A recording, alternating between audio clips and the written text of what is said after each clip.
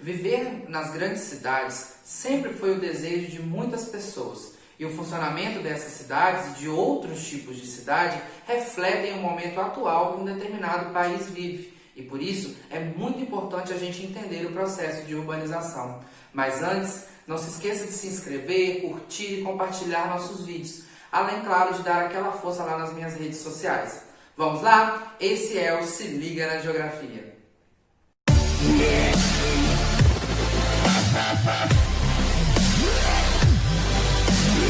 Para começar, a gente precisa entender a diferença entre crescimento urbano e urbanização.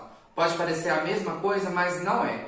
O crescimento urbano diz respeito ao crescimento da cidade na sua condição física, ou seja, a expansão do tamanho da cidade, tanto no sentido horizontal, que é quando a cidade vai expandindo territorialmente, quanto no sentido vertical, com o aumento da quantidade de prédios, por exemplo.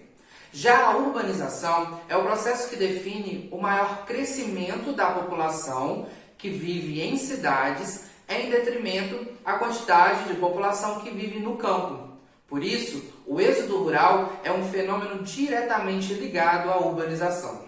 E quais são as causas desse processo de urbanização? Sem dúvida, sempre que falamos de urbanização, temos que relacionar diretamente com a industrialização.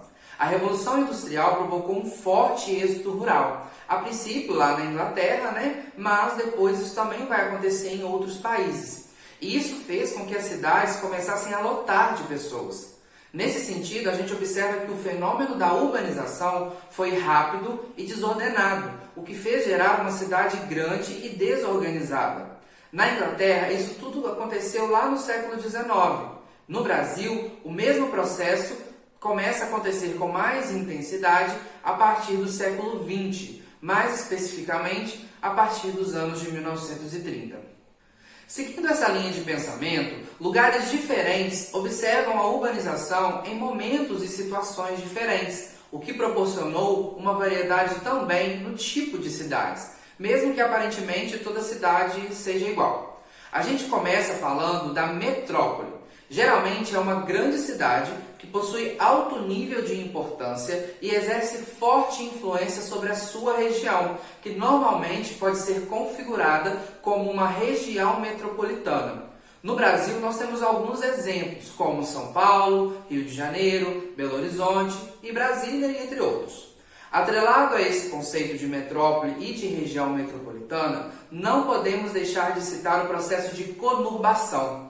Ele acontece quando a mancha urbana de uma cidade se encontra com a mancha urbana de outra cidade, isso no sentido territorial. E aí fica difícil identificar quando começa uma cidade e termina a outra. Muitas cidades optam por colocar uma placa identificando essa fronteira. Quando falamos de megacidade, estamos de fato considerando uma cidade gigantesca e o seu conceito passa basicamente pelo critério populacional. Para ser considerada uma megacidade, ela precisa ter mais de 10 milhões de habitantes. No Brasil, São Paulo é um exemplo de megacidade. Outro conceito que envolve grandes aglomerações é a megalópole. Aqui temos que considerar o processo de união da mancha urbana de 2 ou mais regiões metropolitanas. No mundo, um dos exemplos mais importantes é a megalópole chamada de Boston, nos Estados Unidos. Ela começa em Boston e vai até Washington, passando por Nova York, ou seja, envolve pelo menos 3 das mais importantes metrópoles do mundo. Já no Brasil, nós temos a tentativa de formação da megalópole que envolveria São Paulo e Rio de Janeiro. Porém, a região metropolitana de São Paulo cresceu mais em outros sentidos, como na direção de Campinas e também na direção da Baixada Santista, prolongando um pouco mais o crescimento em direção ao Rio de Janeiro. As cidades globais se referem ao sentido qualitativo da cidade. Ou seja, é aquela cidade que exerce uma influência além do seu território nacional e de alguma forma é referência mundialmente. Esse conceito é importante porque nem toda megacidade, por exemplo, mesmo com seu tamanho gigantesco, é uma cidade global, porque às vezes ela é referência apenas em sentido nacional, como algumas megacidades do continente africano, por exemplo. No Brasil, São Paulo é uma cidade global porque é conhecida e exerce algum tipo de influência em todo o mundo. A existência de sedes de multinacionais e bancos internacionais, além das grande quantidade de voos internacionais, exemplifica o posto de cidade global. Para finalizar, a gente não pode deixar de falar de um tipo de cidade que vem ganhando destaque em todo o mundo e no Brasil não é diferente. É a chamada cidade média. Na verdade, é um conceito um pouco mais complexo que os outros. Mas resumindo, a cidade média é aquela cidade com um tamanho populacional menor do que as grandes cidades, porém em termos de serviços e funções, as cidades médias acabam exercendo uma força parecida com as grandes cidades. E esse é um fator importante de crescimento das cidades médias, principalmente aquelas mais ao interior do país.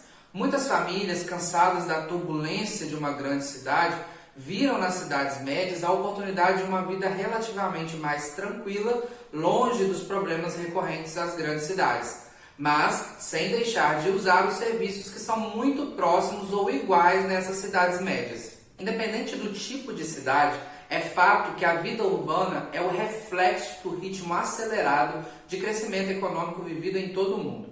Porém, nós não podemos deixar de lembrar que esse estrondoso crescimento urbano, atrelado ao processo de urbanização, na maioria dos casos foi relacionado ao desequilíbrio ambiental, com o uso desenfreado dos recursos naturais para a construção e expansão das cidades, e depois de prontas, elas também geram toneladas e toneladas de gases poluentes e resíduos sólidos. Hoje, o desafio não é expandir mais as cidades, e sim torná-las mais sustentáveis e melhores para se viver.